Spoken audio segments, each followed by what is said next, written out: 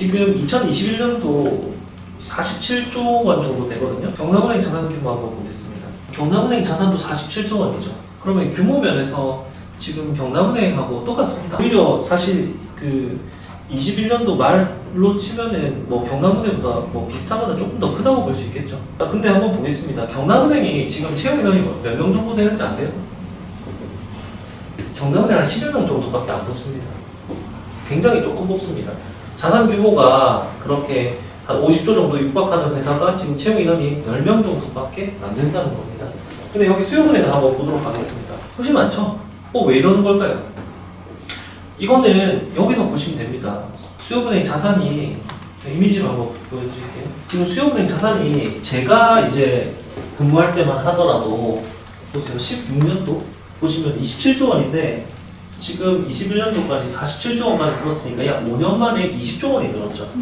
엄청나게 성장한 거죠. 맞아 안 맞아요? 그만큼 성장 속도가 빠르다는 겁니다. 그럼 왜 이렇게 수협이 빠르게 자산이 성장을 했는가? 거의 2배 가까이 성장했잖아요. 왜 이렇게 빠르게 수협은행이 성장했는가? 그 이유를 하나 보시면은 이거 한번 볼게요. 물론 조보아 때문에 수협은행의 자산 규모가 얼마나 늘었는지 늘긴 늘었겠죠? 늘었는데 얼마나 이게 기여했는지는 저는 모릅니다만 제가 뭐 조보아를 얘기하려고 했던 게 아니라 수협은행이 본격적으로 뱅킹을 하기 시작합니다. 수협은행이 뱅킹을 하기 시작했어요. 그러다 보니까 금융 접근성이 훨씬 더 높아졌겠죠. 그리고 1금융권 이제 중에서 이제 이 수협은행은 좀 더 이제 금리가 좀 더 높아지는 어떤 형태의 영업을 하고 금융 접근성이 높아지니까 어떻게 됩니까? 고객이 빠르게 증가할 여력이 생기는 거죠. 무슨 말인지 아시겠죠? 자, 그리고 아마 여러분들이 수협은행의 홈페이지 한 번도 안 들어가 본 사람들이 대부분일 텐데 뱅킹에 한번 들어가 보도록 하겠습니다. 자, 그러면 제가 아무 말 안 하고 한번 보여드릴게요. 자, 그 다음에 부산은행에 한번, 경남은행에 한번 들어가 볼까요? 이렇게 나오죠. 어때요? 뭐 반응형 웹을 만들어 놓고 오케이 좋아요. 자, 수협에 한번 들어가 보겠습니다. 경남은행이? 아니요, 수협이? 네. 저 아무 말 안 했습니다. 저는 아무 말 안 했어요. 아무 말 안 했어요. 그러니까 수협은행이 사실 그리고 또 전국 단위 영업을 하고 있잖아요. 그 수협의 이미지는 지역에 국한된다는 이미지가 없어요. 무슨 말인지 아시겠죠? 뱅킹 서비스의 효율성이 높아지면서 이렇게 많은 사람들로부터 호응을 얻었다. 그리고 한번 보겠습니다. 여러분이 말씀하시는 게 오해라고 말씀드릴 수 있는 게 뭐냐면은 여기 한번 볼게요. 여기 보시면은 다른 은행들이 영업 점포수를 줄이는 가운데 SH수협은행은 오히려 고객과의 접점을 높인다는 취지로 출범 당시 뭐 한 120개 정도 되는 점포를 늘렸다. 근데 사실 이 132개 점포 중에 한 80여 개 정도가 어디 있을까요? 여기서 들어간 학생들도 도시에 있어요. 도시에 있는 거 제가 한번 보여드릴게요. 여러분이 얼마나 오해를 하고 있는지. 저는 항상 말씀드리잖아요. 저는 오해가 있다라고 하면 어떻게 해요? 항상 검증을 해보는 걸 좋아하죠. 근데 입증하라고 그러잖아요. 아니 근데 이게 입증하는 게 그렇게 어렵지 않아요. 그래서 제가 이걸 한번 직접 찾아봤는데 이걸 한번 보세요. 수산물의 도시 통영이잖아요. 한국의 베네치아. 수협은행이 없더라고요. 이게 다 협동조합이고 남구의 부경대 금융센터 이렇게 있죠. 아니 그러니까 여기 영업점 안에 들어가서 경상남도 통영, 그러니까 여기는 이름만 수협이지 은행입니다. 오해입니다, 여러분들. 아시겠죠? 아니 이거보다 더 정교하게, 제가 이거 지금 막 지원해서 얘기한 거 아니잖아요. 네이버에도 그렇게 나와 있고 얘네들 뭐 뱅킹에 이렇게 나와 있는데 뭐 이거보다 더 한 게 어디 있습니까? 그러면 서울로 한번 볼까요? 여기서 서울에 강남에 한번 볼까요? 강남구. 와 이게 너무하지 않습니까 이거? 이거 어떻게 생각하세요? 뭐 강남은행도 아니고 무슨. 여러분 여기는 이름만 수협인 은행입니다. 아시겠죠? 그리고 1금융권의 연봉이 비슷합니다. 그러면 여러분 보세요. 제발 제 말 들어보세요. 경남은행을 가야 될까요? 수협은행을 가야 될까요? 수협의 미래가 있습니다. 여기 뭐 이상한 뭐 수협 뭐야? 아닙니다. 뭐가 확률이 더 높겠어요? 여기가 더 확률이 높습니다. 이해되셨습니까? 네. 무리한 얘기 아니죠? 네. 무리한 얘기 아닙니다. 경남은행보다 훨씬 빠르게 성장하는 은행입니다. 그죠? 그리고 은행을 한번 보시면 여러분들 사실 남들이 다 하는 어떤 그런 업무들 같은 경우는 어떤 경쟁력을 갖기가 상당히 어렵습니다. 근데 하지만 어때요? 이 수산업 관련된 부분들이 결부되어 있는 이 부분이 존재한다면 그런 부분들은 훨씬 더 경쟁력이 높아진다라고 볼 수가 있습니다. 실제로 수협은행이 뭐 예를 들어서 어업이나 원양업 그리고 양식업 그리고 가공, 유통 이런 부분에서 독보적인 경쟁력을 실제로 갖고 있습니다. 그리고 뭐 지금은 조금 이제 좀 뭐 업황이 그렇게 좋지는 않지만 이제 선박금융 분야라든지 이런 분야로도 굉장히 큰 강점을 가지고 있는 곳이기도 합니다. 그러니까 남들이 잘 못하는데 시장이 필요로 하는 것들을 잘 할 수 있는 그런 곳이기 때문에 여기서는 부가가치를 높일 수 있다. 이렇게 볼 수가 있다는 겁니다. 아시겠죠? 자, 그러면 여러분이 지금 갖고 있는 오해들이 어느 정도 해소가 되셨습니까? 네. 아시겠죠? 자, 그리고 뭐 이슈들이 몇 가지 말씀드리면은 보세요. 이게 지금 뭐 여러 가지로 수협은행 점포가 뭐 도시에 많으니까 뭐 그거 가지고 지금 국정감사를 하고 있는데 좀 털리고 있습니다. 뭐 충분히 그럴 수 있겠죠.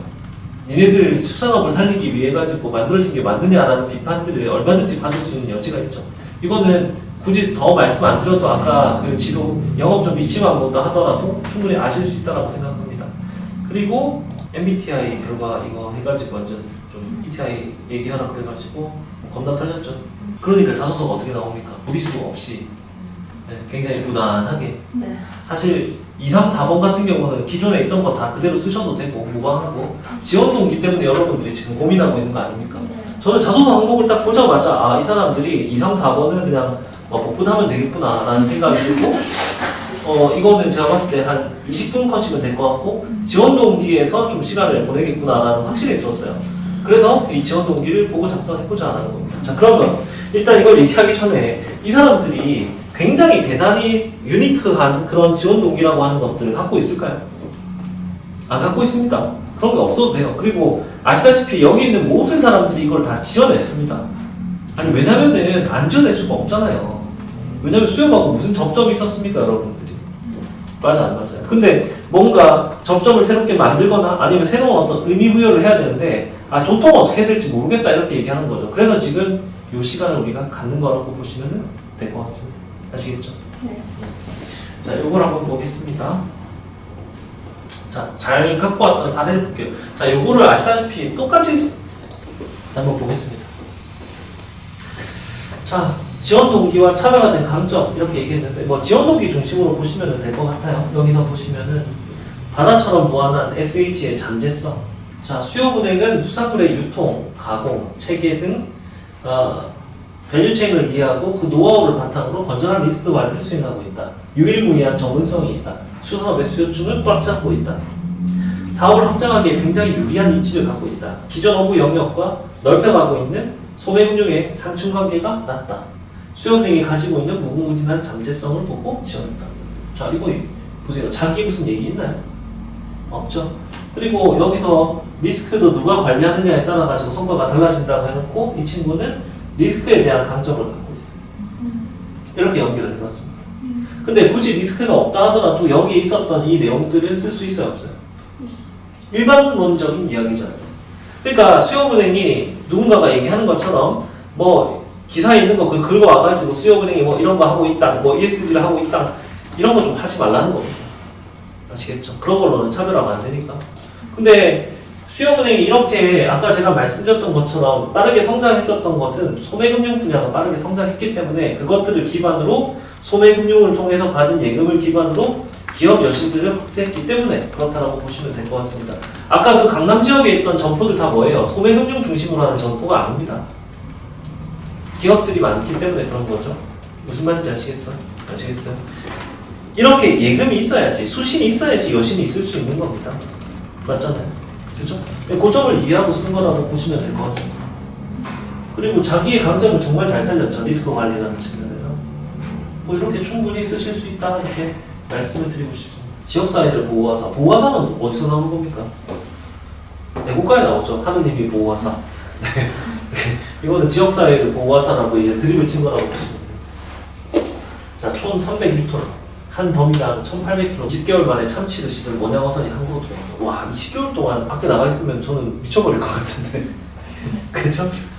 총 310톤의 참치들은 하역장에 내리자마자 신속하게 냉동 컨테이너 차량에 실어지게 되고 수출길에 오르기 위해 보관 창고로 또는 통조림 공장으로 제갈길을 간다. 이후 수많은 가공 과정과 수고 끝에 오늘도 제 최애 참치 김치찌개 투하된다. 어때요? 수산업과의 자기의 최애 참치 김치찌개와의 어떤 연계성 이런 걸 얘기하죠.